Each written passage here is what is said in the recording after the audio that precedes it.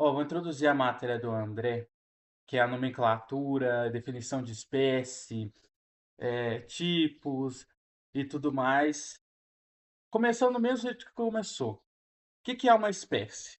Se todo mundo já viu uma espécie, eu coloquei vários animais aqui na tela, a gente se perguntar o que que é uma espécie. Se ela existe, se já viu muitas. Já respondendo a pergunta, uma espécie ela não existe.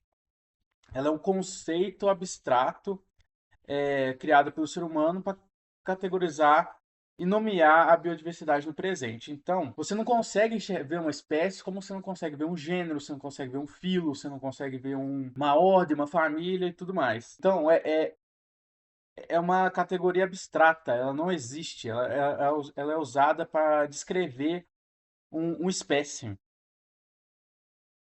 Não existe. É um conceito que não existe, é um conceito abstrato do humano para tentar descrever um animal ou uma planta e tudo mais. Só que aí existem estratégias de descrever essas espécies. Então, que é o tipo nomenclatural, que é uma espécie, uma espécime que é mantida em coleção, em museu ou herbário, em conservação, que vai servir como referência física para aplicar um nome científico em uma espécie. Então a gente vai ter alguns tipos de tipos.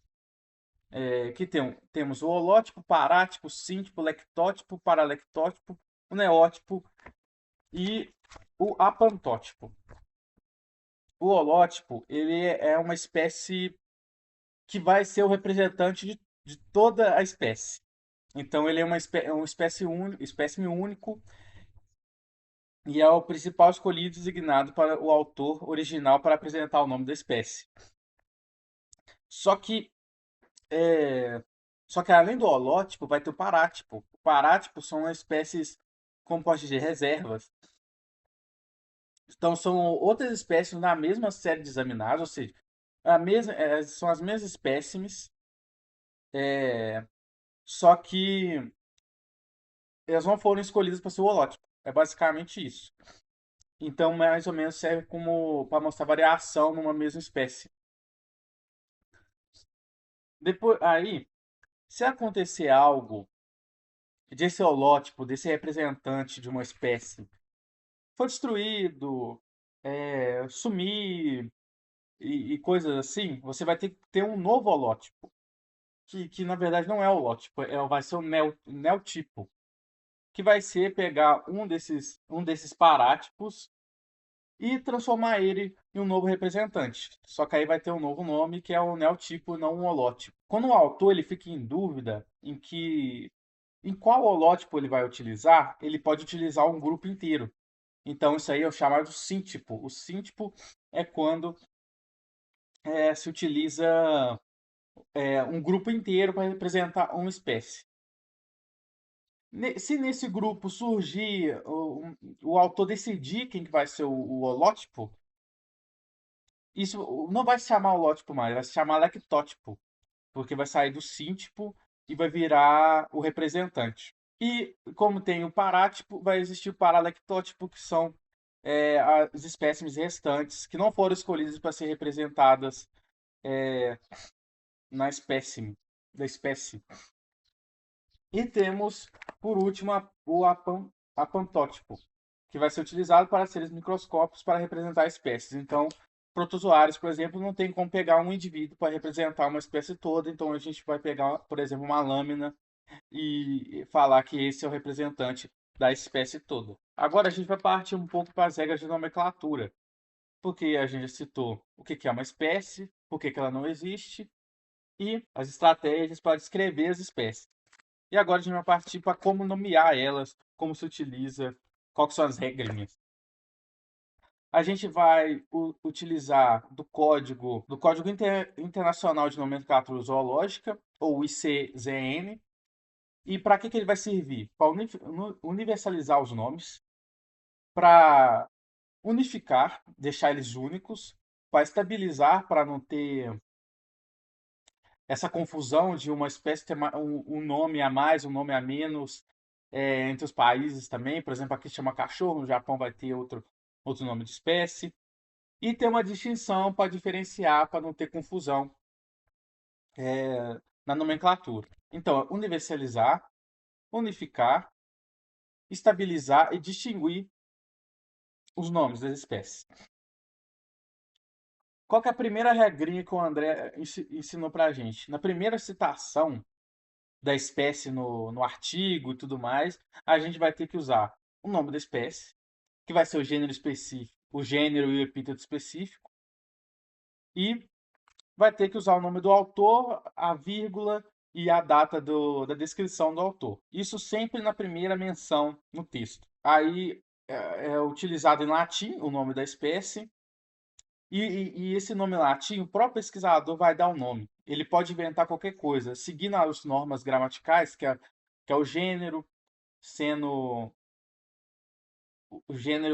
um substantivo, o epíteto específico sendo um adjetivo, e tendo uma relação etimológica nisso tudo, pode ter, pode dar qualquer nome. E esse tipo de nomenclatura, que é o gênero mais o epíteto específico, é o sistema binomial de Linneu. Então, para a espécie sempre vai ser gênero e epíteto específico. Aí, para subespécie, subgênero e outras classificações, aí vai mudar. Mas para a espécie é sempre gênero e epíteto específico. Como, por exemplo, Canis lupus. Canis lupus é uma espécie que vai ter várias subespécies dentro. Mas você não pode, por exemplo, referir um cachorro, por exemplo, só de lupus, ou um lobo só de lupus. Você tem que usar o Canis lupus, porque é errado. Lupus pode ter vários indivíduos de gêneros diferentes, de animais diferentes, então não é adequado você utilizar lupus para se referir a um lobo, por exemplo, porque pode ter, na verdade, vai ter outras espécies que vão ter o epíteto específico lupus. Aí vai ficar confuso e nem todo mundo precisa saber que lupus é de lobo, por exemplo. Aí, a partir disso, eu queria só fazer uma diferenciação entre táxon e categoria, porque a gente vai falar agora de sistema hierárquico de Linneu e os sufixos das famílias, superfamília que ele ensinou, porque família, gênero e espécie são os mais utilizados mesmo, então, assim, são os mais importantes que tem que utilizar.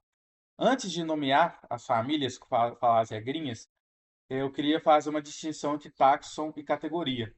Táxon, ele é um número, é um grupo determinado de indivíduos. Então, por exemplo, quando a gente fala Homo sapiens, é o táxon.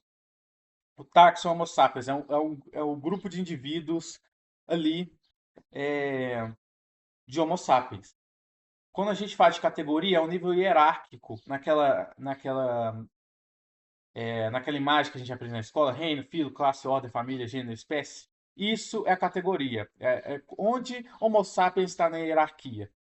Aí tem que colocar espécie. Então a categoria é espécie e o táxon é Homo sapiens. Agora, para a gente aprender as regrinhas que o André pediu para a gente vai ter a superfamília, família, subfamília, tribo e subtribo. Então, o que acontece? Ele usou os exemplos da caneta. Vou sempre usar os exemplos da caneta porque é muito mais fácil. Porque ele explicou da caneta, a espécie é caneta azul. Qual que é a superfamília da caneta azul? O sufixo da superfamília sempre tem que terminar com oide. Oide. Então, O-I-D-E-A. Então, ela é da superfamília Canetoideae. A família que ela tá vai sempre terminar com I-D-A-E. ID. Então, é da família Canetidae. A subfamília vai terminar sempre com INE. I-N-A-E. Então, é Canetine. A tribo vai sempre terminar com INI. I-N-I. Canetine. E a subtribo com INA. É Canetina. I-N-A. E agora eu tô vendo aqui no roteirozinho que eu fiz, lembrando que sempre tem que colocar em itálico ou sublinhado o nome das espécies, gênero, família e tudo mais. Agora a gente vai para uma exemplificação dele. exemplificação dele não, né? Mas vamos para uma exemplificação de mudanças taxonômicas. Quando tem mudança de gênero, ou abreviação, sinônimo e homonímio. Primeiro, a gente vai falar de mudança de gênero no futuro. Por exemplo, a espécie caneta azul, em 2030, vai mudar para de gênero. O gênero vai ser bique azul. Como que deve ficar esse nome contendo essa mudança? Aí a gente vai ter que utilizar o nome bique azul, porque um outro autor descobriu que era do gênero bique, não era do gênero caneta, e mudou lá para bique azul. Coloca entre parênteses o nome do autor antigo, que eu coloquei Rodrigues 2026, que é o André. Então, a espécie que o André de caneta azul que descobriu em 2026, ele vai continuar tendo o nome dele mencionado. Só que agora entre parênteses e por elegância, por poética, não é obrigatório, mas você pode colocar o nome do autor que deu essa nova descrição para a espécie 2030. Então vai ficar bique azul, abre parênteses, Rodrigues 2026, fecha parênteses, o nome do autor e o ano que ele descreveu. O novo gênero. Beleza? A gente vai ter também exemplos de abreviação, quando as espécies tem, por exemplo, gêneros com o mesmo. Tem um epíteto específico igual e tem um gênero com o mesmo começo de letras. Aí eu utilizei o exemplo do Hepatozon canis e o Hemabotonella canis. Os dois têm H no começo e tem canis no epíteto específico. O que a gente pode fazer? A gente pode utilizar o H.canis para os dois, mas aí não daria para perceber qual que é qual. Então o que a gente deve fazer? Utilizar a segunda letra. Então é HE para Hepatozon canis e HA para Aemartobotanella. Eu acho que eu falei errado, mas vai ser isso mesmo.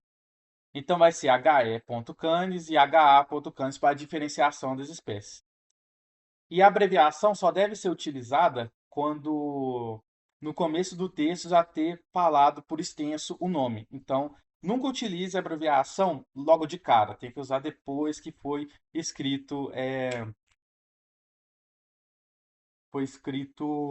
por extenso, o nome inteiro. A gente vai ter casos de sinonímia e homonímia. Aí o André usou o exemplo da caneta vermelha, que é uma sinonímia que dá dois nomes diferentes para uma mesma espécie. Aí ele diz que lá em 1930, um pesquisador tinha dado o nome dessa caneta azul para de caneta vermelha. Foram pesquisar, não sei o que, e viu que era verdade. O que tem que fazer? Tem que utilizar a lei da prioridade. A de prioridade, ela leva em conta o nome mais antigo, sempre o nome mais antigo, que foi descrito primeiro. Então, esse nome caneta, essa espécie caneta azul tem que ser descartada e tem que utilizar o nome caneta vermelha, mesmo ela não tendo aparência vermelha, tendo nada vermelho, mas tem que utilizar. E temos os casos de homonímia, que é quando duas espécies vão ter o mesmo nome, do mesmo gênero, tanto faz, porque em botânica pode ter o mesmo nome de animal, mas entre os animais não pode. Então, isso é um caso de homonímia. Só que aí o que acontece? Lei da prioridade de novo. A espécie que foi descrita primeiro vai permanecer com o nome, enquanto a outra vai ter que arranjar o outro nome para descrever. E agora a gente tem os casos especiais. Casos especiais, subgênero, subespécie, que o André deixou por último. A gente vai ter a identificação com SP e SPP. Quando que é utilizado o SP ou SPP? Quando o SP é quando se trata de uma espécie que não foi identificada. Então, se você não sabe, o Fernando até falou isso para a gente, se a gente não sabe qual que é a espécie que a gente está fotografando, descobriu lá em outro lugar, mas a gente sabe o gênero, então é o gênero SP. E o SPP é quando se trata de mencionar várias espécies do mesmo gênero, não precisa basicamente não conhecer. Mas se você vai citar, por exemplo, todas as espécies do gênero Pantera, então você coloca Pantera SPP. Só que aí a gente vai estar sabendo. Você fala falando de leão, onça, tigre e tudo mais. Temos os casos de subespécie, que vai ser escrito. no trinomial, não vai ser binomial mais, igual o da espécie só. Ele vai ser trinomial, vai ter o gênero, o epíteto específico e o epíteto subespecífico. Então eu vou utilizar o exemplo do cachorro, o Canis lupus familiaris. Gênero Canis, epíteto específico lupus e epíteto subespecífico familiares. O Canis lupus familiaris, o Canis lupus lupus, que é o lobo, é a mesma espécie, mas são subespécies diferentes. Mas é a mesma espécie, elas podem cruzar entre si, deixar descendentes férteis e tudo mais. E temos o Canis lupus dingo também, que é um cachorro lá da, da Austrália. Ele fala um conceito também de raça, que para diferenciar, por exemplo, porque não são espécies diferentes os cachorros. Um cachorro salsicha de um poodle não é a espécie diferente sobre espécies diferentes. Eles são de raças diferentes. Porque eles foram escolhidos artificialmente para o ser humano, para ser mais dócil, ser mais caçador, né? Essas coisas o ser humano faz. Então, raça utilizada por ser humano para descrever um negro, um branco, um asiático, é totalmente racista esse conceito, então só funciona para espécies artificialmente geradas. Então, todas essas raças que eu falei são de cachorros que foram artificialmente escolhidos para ser daquele jeito. Temos um subgênero também que, assim, não é muito utilizado, porque não pode usar subgênero e subespécie junto também. Tem que ser sempre, o máximo tem que ser um nome trinomial. Então, mas quando você vai utilizar o subgênero, ele tem que ficar entre o gênero e o epíteto específico, entre parênteses. Então, eu utilizei esse exemplo, que é o Rhipicephalus, aí coloca o subgênero, Búfalos e o epíteto específico, Micropulus. Então, essa é a única diferença. Se o André colocar na prova, por exemplo, esse nome trinomial com parênteses no meio, você pode saber que é um subgênero. Não é uma espécie, uma subespécie, nem é uma espécie, é um subgênero, se refere a um subgênero. Isso aqui.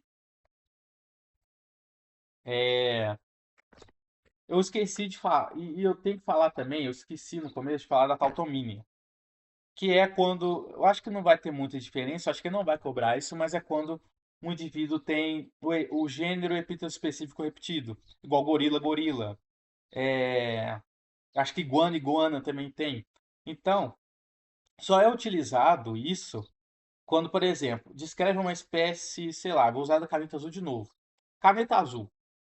Mas a gente percebe por pesquisas que caneta azul é uma espécie completamente diferente das espécies do gênero caneta. Então pode ser uma espécie independente. Então pode criar um gênero só para essa espécie caneta azul. Aí o que você faz? Você pega o epíteto específico e transforma ele em gênero. Então o nome da espécie seria azul azul. Gênero azul, epíteto específico azul. Então é por conta disso. Esse é um dos motivos. Tem mais, acho que tem mais motivos, mas eu não consegui compreender direito. Mas esse é o motivo mais escancarado, quando é para redefinir, reclassificar uma espécie e um gênero. Aí você tem que promover o epíteto específico para gênero.